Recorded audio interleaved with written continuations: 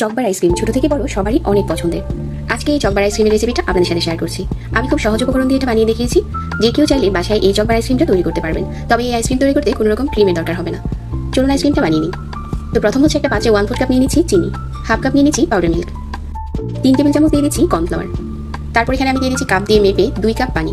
এই উপকরণগুলোর সাথে আমি 2 কাপ পানি মিশিয়েছি।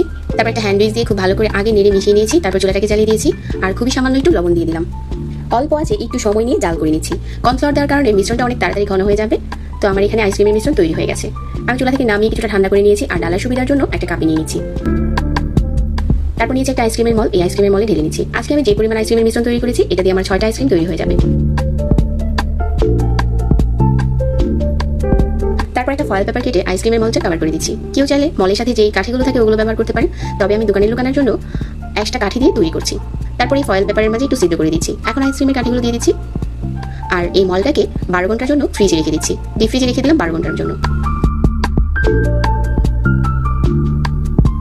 তো 12 ঘন্টা পর এখন হচ্ছে আমি চকবার আইসক্রিমের জন্য চকলেটটা রেডি করে নিচ্ছি।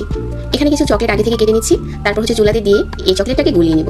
আমি গরম পানির ভাপে নিয়ে তারপর হচ্ছে চকলেটটা লিকুইড করে নিয়েছি আর একটা গ্লাসে ঢেলে নিয়েছি। আর আমাদের আইসক্রিমের মলটা বের করে নিয়েছি। এখন এখান থেকে একটা আইসক্রিম খুলে নিচ্ছি। ফ্রিজ থেকে মলটা বের করে একটু অপেক্ষা করলে কিছুক্ষণ পরই আইসক্রিমটা খুব সুন্দর করে খুলে যাবে। আইসক্রিমটা খুলে নেওয়ার পর গ্লাসে যে চকলেটের লিকুইড মিশ্রণটা ছিল ওটাতে ডুবিয়ে নিচ্ছি। তাহলে আমাদের চকবার আইসক্রিম তৈরি। আর কিছুক্ষণের মাঝে দেখা যাবে যে উপরের চকলেটটা খুব ভালোভাবে একদম ঠিক হয়ে গেছে। তো অল্প সময়ে খুব সহজ রেসিপিতে আজকের এই চকবার আইসক্রিমটা আপনাদের সাথে শেয়ার করেছি। আশা করছি ভালো লেগেছে। সবাই অনেক ভালো থাকবেন। আজকে বিদায় নিচ্ছি। আল্লাহ হাফিজ।